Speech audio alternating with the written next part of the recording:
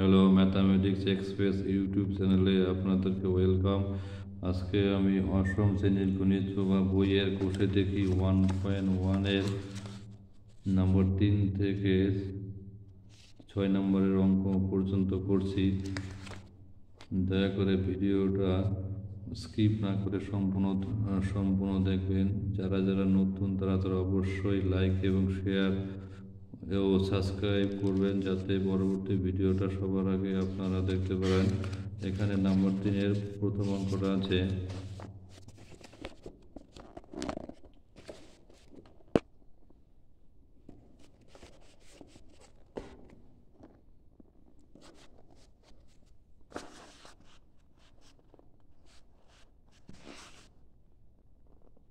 Ajanta housing কমপ্লেক্সের বর্গক্ষেত্রাকার পার্কের বাইরের চারিদিকে 3 মিটার চওড়া একটি রাস্তা আছে। রাস্তা সমেত পার্কের পরিসীমা 484 মিটার হলে রাস্তাটির ক্ষেত্রফল কত? এখানে একটা বর্গাকার হাউজিং কমপ্লেক্স বলছে, তার বাইরের চারদিকে একটি কি আছে, বাইরের চারদিকে 3 মিটার চওড়া একটা রাস্তা আছে। যদি সেরকম থাকে তাহলে আমাদের কি করতে বলছে, রাস্তাটির ক্ষেত্রফল কত। এবার আমি প্রথমে এখানে একটা ছবি এঁকেছি। এই যে একটা 3 মিটার চওড়া রাস্তা, প্রথমে হচ্ছে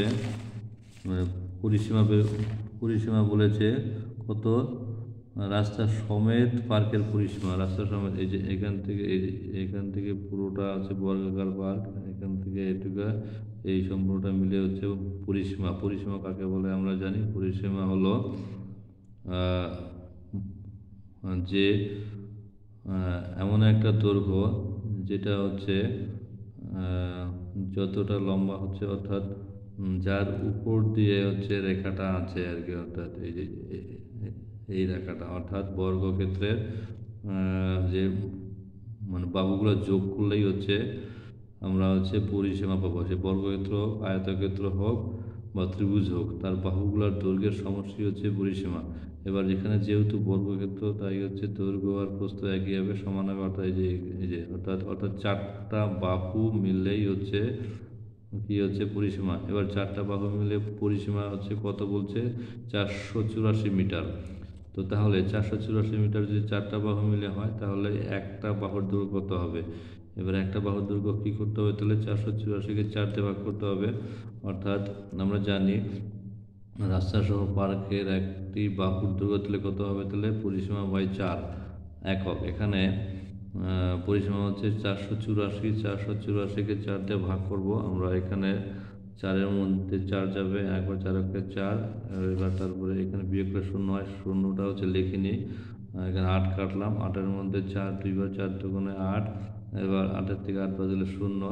এবার তারপরে 4টা কাটবো, এখানে 4, 4-এর 4, অর্থাৎ কত হলো 121। তো তাহলে এখানে আমরা কত পেলাম, 121 দৈর্ঘ্য। এটা কিসের দৈর্ঘ্য, অর্থাৎ এই যে এখান থেকে এইটুকু হচ্ছে দৈর্ঘ্য, এখান থেকে এটুকুই হোক আর এটুকুই হোক, কারণ এটা যেহেতু বর্গাকার পার্ক, তো কাজেই 4 থেকে সমান হবে। তো কাজেই এটা হচ্ছে রাস্তা সহ, এই রাস্তাটা কোন দিকে আছে, ভেতর দিকে রাস্তাটা আছে। এটা রাস্তা, এটা রাস্তা, এটার রাস্তা, এটার রাস্তার চওড়াটা কত বলছে, চওড়াটা বলছে হচ্ছে 3 মিটার। এখান থেকে এটুকু 3 মিটার, এখান থেকে যেদিকে যাবো সেদিকে 3 মিটার চওড়া রাস্তা আছে। তো তাহলে 3 মিটার চওড়া যদি রাস্তা থাকে, তো তাহলে আমরা তাহলে এবার দেখব যে রাস্তা সহ যে বর্গাকার পার্কের ক্ষেত্রফলটা কত হবে। আমরা হচ্ছে রাস্তা সহ এই যে এখান থেকে এইটুকু মিলে কত পেলাম, 121। তাহলে তার হচ্ছে কত হবে, রাস্তা সহ বর্গাকার পার্কের ক্ষেত্রফল 121 তার স্কোয়ার, কারণ হচ্ছে বর্গক্ষেত্রের ক্ষেত্রফল হচ্ছে কী হবে, বাহু স্কোয়ার। বাহু হচ্ছে 121 তার স্কোয়ার। এই যে 121 গুণন 121, এখানে গুণ করা হয়েছে 1 গুণন 1 একক 1, 1 গুণন 2 2 একে 2, 1 গুণন 1 1, এবার 2 গুণন 1 2, 2 গুণন 2 2 গুণন 4, 2 গুণন 1 2, এবার 1 দিয়ে গুণলে আবার এটাই আসবে, 121 আসবে। তাহলে 1 2 আর 2 4, 4 4 আর 1 5, 5 আর 1 6, 2 আর 2 4, 1। এটা আসলো, এটা কি আসলো? রাস্তা সহ পার্কের ক্ষেত্রফল এটা থাকলো। এরপরে যেটা আছে সেটা হলো 3 মিটার চওড়া রাস্তা বাদে বর্গাকার পার্কের একটি বাহুর দৈর্ঘ্য। যে 3 মিটার চওড়া রাস্তাটা আছে তো সেটা বাদ দিয়ে হচ্ছে বর্গাকার পার্কের বাহুর দৈর্ঘ্য কী হবে? 3 মিটার কমবে। 3 মিটার এদিকে কমবে, 3 মিটার এদিকে, এই যে এটুকু মিলে 3, এই যে এটুকু মিলে 3 হবে, আর এটুকু মিলে 3 হবে, আর 3 মিলে এদিকে 3 কমবে, এদিকে 3 কমবে, তাহলে 3 3 6 কমবে। তাহলে দৈর্ঘ্যটা 3 3 6 কমবে, অর্থাৎ 3 3 6 বা 3 দুগুণে 6, তাহলে 121 থেকে 6 বাদ দেবো, 115 হবে। তাহলে এক্ষেত্রে রাস্তা বাদে বর্গাকার পার্কের ক্ষেত্রফল বলতে কত হবে? 115 তার স্কোয়ার। তাহলে 115 স্কোয়ার করলে কত হবে? 115 স্কোয়ার করলে 13,225 গুণটা করে নেবে। তো তাহলে রাস্তার ক্ষেত্রফলটা কত হলো? তাহলে ওই আগের যে রাস্তা সহ ক্ষেত্রফল থেকে রাস্তা বাদে ক্ষেত্রফলটা বাদ দিতে হবে। তাহলে সেটা বাদ দিলে পরে শুধুমাত্র আমরা রাস্তার ক্ষেত্রফলটা পেয়ে যাবো। এই যে এটুকু মিলে আগে হচ্ছে পুরোটা ছিল তার ক্ষেত্রফলটা, এবার হচ্ছে রাস্তা বাদে, এই যে এটা রাস্তা, এটা বাদে আমরা শুধুমাত্র এই যে এই ভিতরের পার্টটার ক্ষেত্রফলটা আমরা পেলাম কত?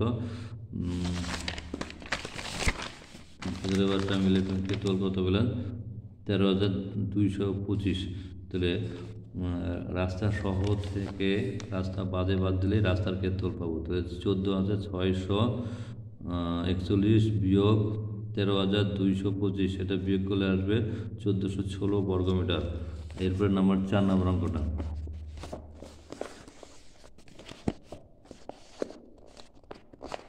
নম্বর 4 নম্বর অঙ্কটা একটু বড় আছে।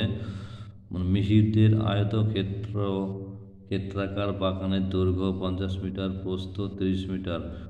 ওই বাগানের মাঝ বরাবর দৈর্ঘ্যের সমান্তরালে 4 মিটার চওড়া একটি রাস্তা বাগান থেকে দুটি সমান ক্ষেত্রফল বিশিষ্ট আয়তক্ষেত্রাকার খণ্ডে ভাগ করেছে। রাস্তাটির ক্ষেত্রফল কত? এখানে আয়তক্ষেত্রাকার একটা বাগান বলছে, তার দৈর্ঘ্য বলছে কত? 50 মিটার, আর প্রস্থ বলছে কত? 30 মিটার। তো তাহলে যখনই হচ্ছে মাঝ বরাবর এই যেরকম শুরুতে যদি আমি আঁকাই হচ্ছে একটা এই যে এটা হচ্ছে এরকম একটা আয়তক্ষেত্র, এটা হচ্ছে 50 মিটার, আর এটা হচ্ছে কত মিটার? 30 মিটার। এটা যদি হয় তাহলে এটার হচ্ছে আমরা ক্ষেত্রফলটা পেয়ে যাবো কী করে? মিহিরদের আয়তক্ষেত্রাকার বাগানের দৈর্ঘ্য বলছে 50 মিটার, প্রস্থ বলছে কত? 30 মিটার। তাহলে সেক্ষেত্রে আমরা ক্ষেত্রফল পেয়ে যাবো 50 গুণন 30, 50 গুণন 30 কত হবে? 1500। 50 গুণন 30 হচ্ছে 1500 বর্গমিটার। এটা করলাম। তারপরে বলছে বাগানের মাঝ বরাবর দৈর্ঘ্যের সমান্তরালে 4 মিটার চওড়া রাস্তা বাদে বাগানের প্রস্থ। এবার যখন হচ্ছে রাস্তাটা যখন দৈর্ঘ্যের সমান্তরাল দেবে, যে এটা দৈর্ঘ্য, এটা দৈর্ঘ্য, এবার এই দৈর্ঘ্যের সমান্তরাল এই রাস্তা যখন দেবে কত মিটার? 4 মিটার রাস্তা যখন কি চওড়া, এখান থেকে একটু চওড়া যখন হচ্ছে রাস্তাটা দেবে আর কি চওড়া, তখন কী করতে হবে? তখন তাহলে প্রস্থটা বাদ দেবে, প্রস্থ থেকে 4 মিটার চওড়াটা বাদ দেবে, যে এই যে এইটুকু বাদ দিলো, এইটুকু বাদ দিলো। তাহলে এটা আমরা হচ্ছে কার থেকে বাদ দেবো? 30 থেকে বাদ দেবো। 30টা কি? 30টা হচ্ছে প্রস্থ থেকে 4 মিটার বাদ দেবো, তাহলে কী হয়ে গেলো? এটা একদম নতুন প্রস্থ হইল। তাহলে বাগানের মাঝ বরাবর দৈর্ঘ্যের সমান্তরালে 4 মিটার চওড়া রাস্তা বাদে বাগানের প্রস্থ তাহলে কত হবে? 30 বিয়োগ কত? 4, 30 বিয়োগ 4 মানে 26 মিটার। এবার বলছে রাস্তা বাদে বাগানের, তাহলে সুতরাং রাস্তা বাদে বাগানের ক্ষেত্রফল দৈর্ঘ্যটা কত? দৈর্ঘ্যটা হচ্ছে 50, আর প্রস্থটা কত আসলো? প্রস্থ 26 ছিল। 50 গুণন 26 কত হবে? 1300। এই যে এখানে গুণটা করা আছে। 50 গুণন 26, 6 শূন্য শূন্য, 5 6 30, 30, এই 2 শূন্য শূন্য, 5 দুগুণ 10, কত হলো? 1300। এবার তাহলে রাস্তাটির ক্ষেত্রফল তাহলে কী আসবে? তাহলে রাস্তাটির ক্ষেত্রফল 1500 বিয়োগ 1300 কত আসলো? 200 বর্গ মিটার। এবার এই নাম্বারে বলেছে যদি 4 মিটার চওড়া রাস্তাটি বাগানের মাঝ বরাবর প্রস্থের সমান্তরাল হতো এবং বাগানটিকে দুটি সমান খণ্ডে ভাগ করতো, তবে রাস্তাটির ক্ষেত্রফল কী হতো? নিজে একে হিসাব করে লিখি। এখানে নাম্বার কত? Number A. এই নম্বরের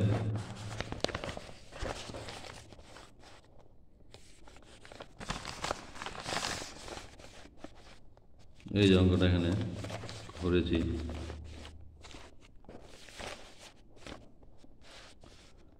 যদি 4 মিটার চওড়া রাস্তাটি বাগানের মাঝ বরাবর প্রস্থের সমান্তরালে হতো, তাহলে বাগানের দৈর্ঘ্য কত হতো? এই যে 4 মিটার চওড়া, 4 মিটার চওড়া রাস্তাটা হচ্ছে কি হতো? প্রস্থ, এটা হচ্ছে প্রস্থ। এই প্রস্থের সমান্তরাল মানে এরকম প্রস্থের সমান্তরাল, তাহলে কি হতো? দৈর্ঘ্যটা কমে যেত। তাহলে কি হতো? দৈর্ঘ্যটা কত হতো? 50 বিয়োগ 4, তাহলে কত হতো? 46। তাহলে এক্ষেত্রে রাস্তা বাদে বাগানের ক্ষেত্রফল, এই যে এইটুকু আর এইটুকু মিলে, এই যে রাস্তা বাদ দিয়ে, তাহলে কত হতো? মানে দৈর্ঘ্য গুণন প্রস্থ ক্ষেত্রফল আমরা জানি। তাহলে 46 গুণন 30টা হচ্ছে কি? 30টা হচ্ছে প্রস্থ। এই ক্ষেত্রে গুণটা কত আসলো? 1380। 46 গুণন 30, 0 গুণন 6 0, 0 গুণন 4 0, 3 গুণন 6 3 6 18, 3 4 12 আর 1 13, 0 8 3 1 1300।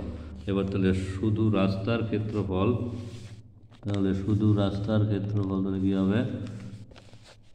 শুধু রাস্তার ক্ষেত্রফল 1500 বিয়োগ 1380, এটা বিয়োগ করলে আসবে 120 বর্গ।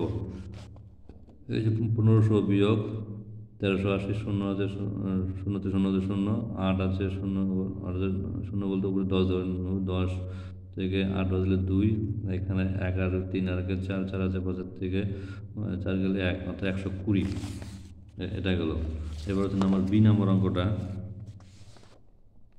বলছে যদি মিহিরদের বাগানের মাঝ বরাবর দৈর্ঘ্য ও প্রস্থের সমান্তরালে দুটি রাস্তা থাকতো, তাহলে মিহিরদের বাগানটিকে 4টি সমান খণ্ড ভাগ করত।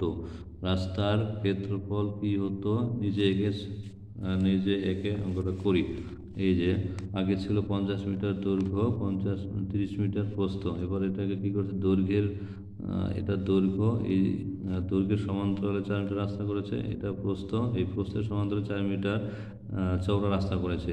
তো তাহলে সেক্ষেত্রে কি হতো? সেক্ষেত্রে জমিটার যে দৈর্ঘ্যও কমতো, প্রস্থও কমতো। দৈর্ঘ্য কত কমতো? 4 মিটার কমতো। তাহলে দৈর্ঘ্য কত হতো?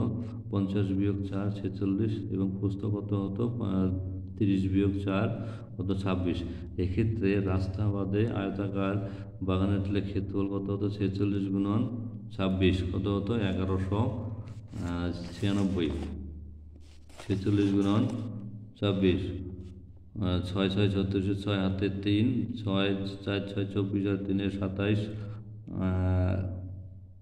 6 দুগুণে 12, 2 হাতে 1, 6 দুগুণে 4 দুগুণে 8 আর 1 9, 6 7 আর 2 9, 9 আর 2 11। বাস। এবার তাহলে শুধু রাস্তার ক্ষেত্রফল, তাহলে শুধু রাস্তার ক্ষেত্রফল কী আসতো? 1500 বিয়োগ 1196। 1500টা কি? শুরুতে হচ্ছে জমিটার ক্ষেত্রফল, তাহলে কত আসতো? এখানে বিয়োগফল আসতো হচ্ছে 304। শুধু রাস্তার ক্ষেত্রফল, এখানে বিয়োগটা করা আছে 1500 বিয়োগ 1196, 6 আছে 0 করতে, উপরে 10, ধরে নেব 10-এর থেকে 6 বাদ দিলে 4, এখানে 9 আর 1 10, 10 0। এবার হচ্ছে 1 আর 1 2, 2 আছে, 5 কত 3, 308। এবার বি নাম্বারটা হয়ে গেল। নাম্বার 5 নম্বর অঙ্কটা বলেছে আমাদের বাড়ির পাশে পাপিয়াদের আয়তক্ষেত্রাকার জমি আছে। এই আয়তক্ষেত্রাকার জমির দৈর্ঘ্য কত? 48 মিটার। প্রস্থ কত? 26 মিটার। পাপিয়ারা তাদের জমির চারদিকে 4 মিটার রাস্তা ছেড়ে বাড়ি তৈরি করবে। হিসাব করে দেখি পাপিয়ারা কত বর্গ মিটার এই বাড়ি তৈরি করবে। এখানে একটা আয়তাকার জমি দেওয়া আছে, যার দৈর্ঘ্য হচ্ছে 48 মিটার, প্রস্থ হচ্ছে 26 মিটার। তাহলে যে জমি কেনা হয়, তার জমির চারপাশে জায়গা ছেড়েই বাড়ি করতে হয়। এবার তাহলে কতটা জায়গা ছেড়েছে? এখানে চতুর্দিকে সমান করে 4 মিটার ছেড়েছে। তাহলে আমরা কি করব? এখানে 4 মিটারটা হচ্ছে বাদ দেব। এবার এই আয়তাকার দুদিক থেকে 4 মিটার বাদ দেবো। পাপিয়াদের আয়তাকার জমির দৈর্ঘ্য বলছে 48 মিটার, প্রস্থ বলছে 26 মিটার। তাহলে আয়তক্ষেত্রাকার জমির ক্ষেত্রফল, তো শুরুতে যে জমি, এই যে এখান থেকে এইটুকু একদম পুরোটা, মানে ভিতরে ছাড়া জমিটা বাদ দিয়ে একদম পুরোটা আর কি ছাড়ছে। কোনটুকু? এই যে এইটুকু থাকছে, এইটুকু ছেড়ে এইখানে হচ্ছে কী করছে? বাড়ির কাজটা করছে এখানে। অর্থাৎ মানে ভিতরের যে আয়তক্ষেত্রটা আছে ওইখানে হচ্ছে বাড়ি করছে। আর বাইরের ক্ষেত্রফল সহ ওটা হচ্ছে জমিটা আর কি। তো তাহলে এটা কত আসলো? আয়তক্ষেত্রাকার জমিটার ক্ষেত্রফল 48 গুণন 26 কত আসলো? 1248। 48 গুণন 6 গুণন 4 8, 6 আর 48 হাতে 4, 6 গুণন 4, 4 4 24, 4 28, 6 গুণন 2 গুণন 8, 8 গুণন 16, 6 হাতে 1, 4 গুণন 2, 8 গুণন 16, 4 জন 8 9, 8 8 4 14, 4 হাতে 1, 9 আর 1 10, 10 আর 2 12, অর্থাৎ 1248 এটা আসলো।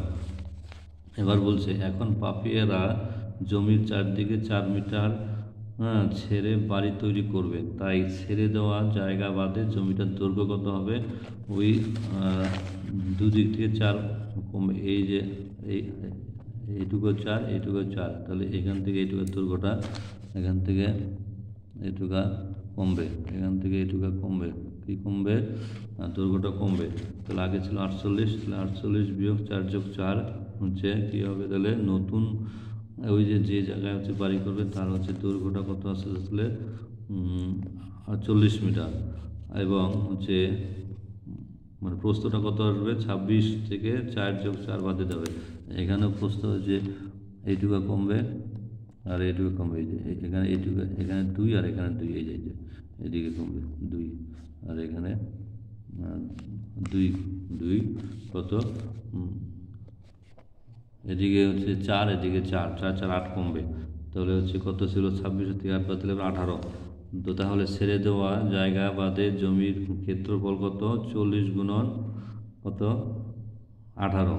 তাহলে 4 8 রং 72 আমরা জানি, তাহলে 720 বর্গমিটার। এই যে জমিটা পেলাম আগে, এই এখানেই হচ্ছে কি করবে? বাড়ি তৈরি করবে। এটাই হচ্ছে উত্তর। এবার 6 নম্বর অঙ্কটা, আমার ভাই দীপু একটি আয়তক্ষেত্রাকার কাগজের পুরোটাই ছবি আঁকছে, যার দৈর্ঘ্য বলছে কত? 15 সেমি, প্রস্থ বলছে কত? 8 সেমি। তো তাহলে এখানে চারটা কোশ্চেন দেওয়া আছে। বলছে যে যদি দীপু আয়তাকার কাগজের প্রস্থ একই রাখে দ্বিগুণ দৈর্ঘ্য করবে, তাহলে কাগজের ক্ষেত্রফলের পরিবর্তন কতটা হবে? এখানে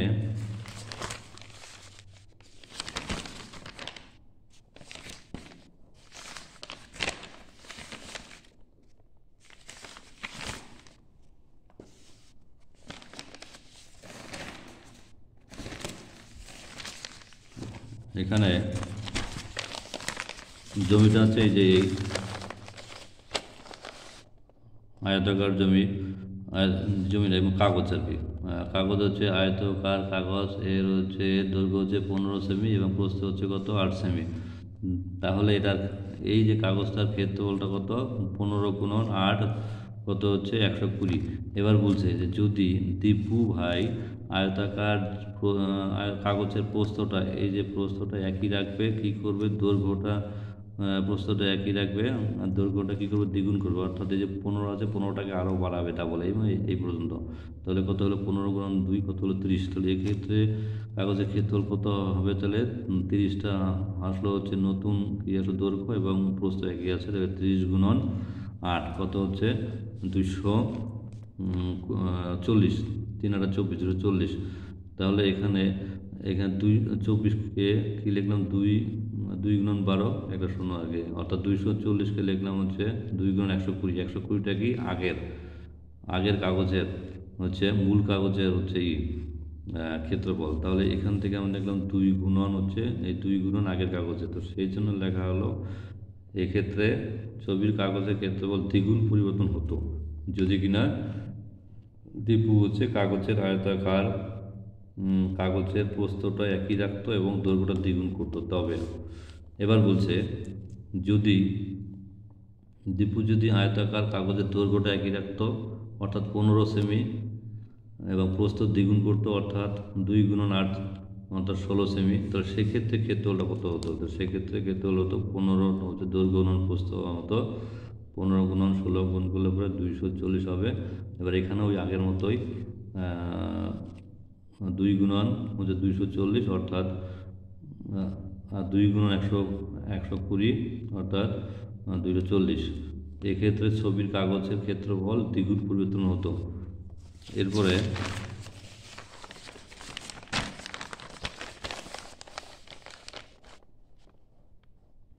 যদি ছবির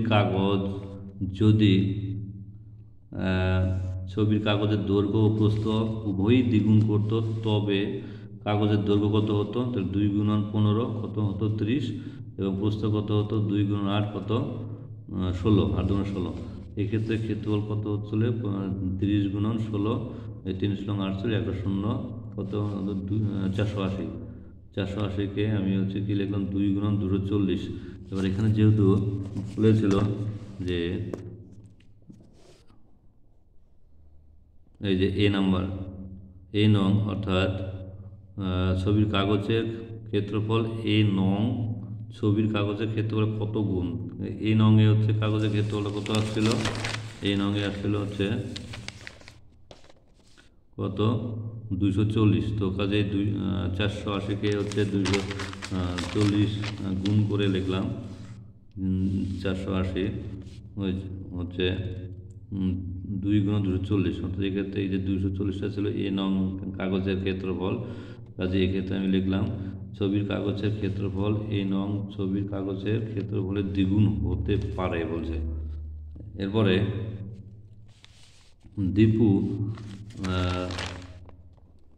দীপু যদি তার ছবির কাগজের দৈর্ঘ্য এবং প্রস্থ উভয়ই অর্ধেক করতো তবে দৈর্ঘ্য হতো কত, দৈর্ঘ্য 15/2 হতো এবং প্রস্থ কত হতো 8/2 আর 8/2 মানে কত হচ্ছে 4। এক্ষেত্রে ক্ষেত্রফলটা কত হতো 15/2 গুণন 4। তাহলে এখানে 15 গুণন 4 4 গুণন 60 এই দুইটা এখানে 2 গুণন 2 লিখলাম। কেন লিখলাম, কারণ হচ্ছে ছবির কাগজের ক্ষেত্রফল কতটা পরিবর্তন হবে, তো সেটা করার জন্য যেহেতু 120টা ছিল হচ্ছে মানে প্রথম কাগজের ক্ষেত্রফল, কাজে আমি হচ্ছে 120 নেওয়ার জন্য এখানে অর্থাৎ 60-এর সঙ্গে 2 গুণ করলে পরে কত আসছে 120 6 জনে 12। এবার এখানে 2 তো সরাসরি গুণ করা যাবে না, কাজে এমন করে লিখলাম 2 গুণন 2 এইটার সঙ্গে এটা গুণ করলাম 120। এখানে এই দেখো 2 গুণন 2 আর 2 কাটাকাটি গেলে কিছু থাকে না, তার মানে আমি যা লিখেছি একদম ঠিকঠাক লিখেছি। এবার তাহলে নিচে গুণ করলাম 2 গুণন 2 4, উপরে গুণ করলাম 60 গুণন 2 120। এবার এখানে 1/4 রাখলাম আর 120 এই যে 1/4 গুণন 120। তাহলে ছবির কাগজের ক্ষেত্রফল এর পরিবর্তন হতে পারে 1/4। যারা এতক্ষণ আমার ভিডিও দেখলেন তাদেরকে অসংখ্য ধন্যবাদ। দয়া করে চ্যানেলটাকে লাইক এবং সাবস্ক্রাইব করবেন পরবর্তী ভিডিওগুলো যাতে সবার আগে পান। ধন্যবাদ।